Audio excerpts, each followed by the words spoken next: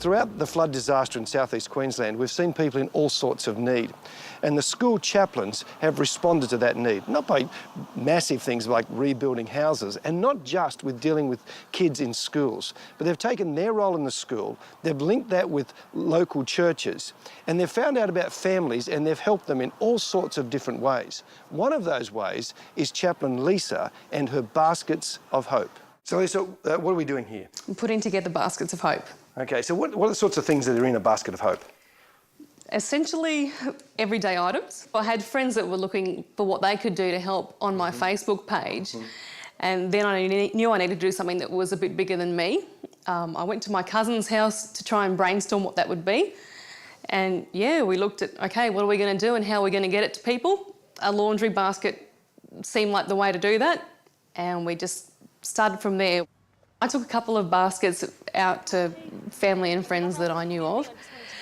As it snowballed on Facebook, people from all across Queensland were getting involved, and as different areas were flooding, it was spreading. So I had families in Hervey Bay and Bundaberg want to get involved, and they were driving the baskets up to Emerald and Theodore and Mission Beach and Tully as different areas were becoming flood affected. Do you know how many baskets were given out?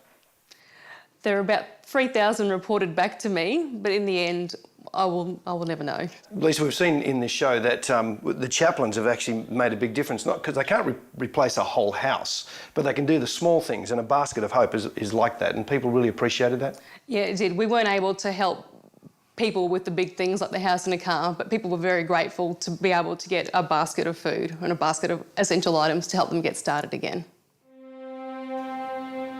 This is Grantham, and this is the railway bridge at Grantham. This has been referred to as ground zero of the Queensland floods disaster. Right here and in this area, lives were saved and lives were lost. This bridge will live on in Australian psyche and thinking as a symbol of all that occurred in Grantham around the floods. You know, the floods came and went in just a few hours, and yet lives were devastated by what happened, and it would take years for them to recover from those floods.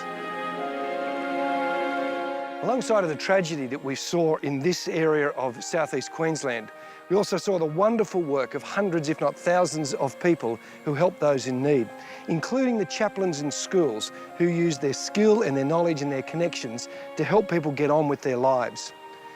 Alongside of the story here at Grantham, one of the stories that really captured people was the story of Jordan Rice. Jordan, his mum Donna, and his brother Blake were caught in the middle of Toowoomba in the floods as they swept through the streets of Toowoomba. Their car was in danger of being taken away in the floods, and basically volunteers came and tied the car to a point to stop it being washed away.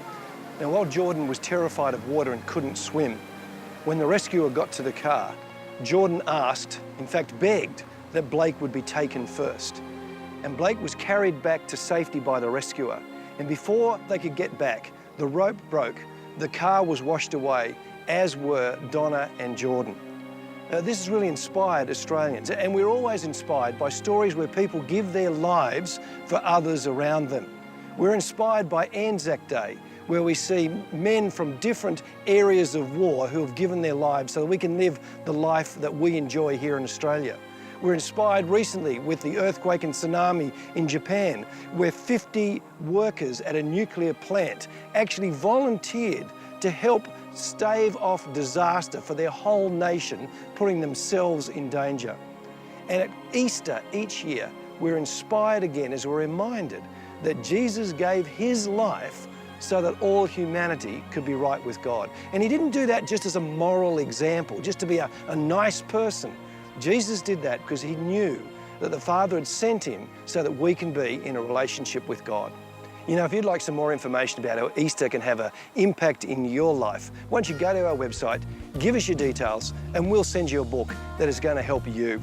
We trust that you've been inspired by this story, inspired by the work of the chaplains with Scripture Union here in Queensland, and we trust you have a wonderful Easter.